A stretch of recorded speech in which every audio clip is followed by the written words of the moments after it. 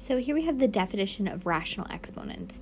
Basically, if you have a fractional power, you can put it as a radical, or if you have a radical, you can move it to a fractional power.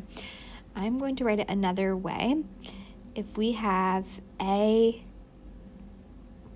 to a power, it's over a root.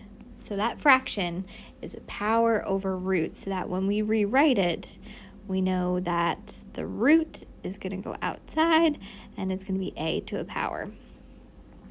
So in other words, a to the p over r is the r root of a to the p.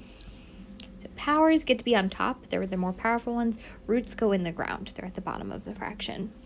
So when we look at the cube root of x to the first, power gets to be on top, roots go in the bottom, they're in the ground. So the power here of x, since it's not written, is x to the first, and the root here is 3. Power over root.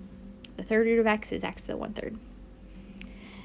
Similarly, if we have the fifth root of x to the 10th, the power is 10, the root is 5. Power over root, and we can simplify that. 10 divided by 5 is just 2.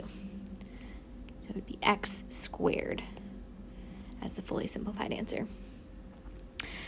The next one we can break down piece by piece because we have things multiplied. So under a square root, we have the square root of 64 times the square root of a to the 6th times the square root of b to the 7th.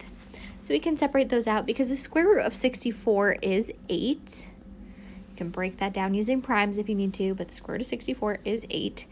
And then we have a to the power over root. So 6 is the power. When the root is not written, it's the square root, which is the 2 root. And then we have b to the power of 7. Root is 2 since it's a square root. So I can simplify this one step further. A to the 6 over 2. We have 8a to the 3, really. And b to the 7 over 2.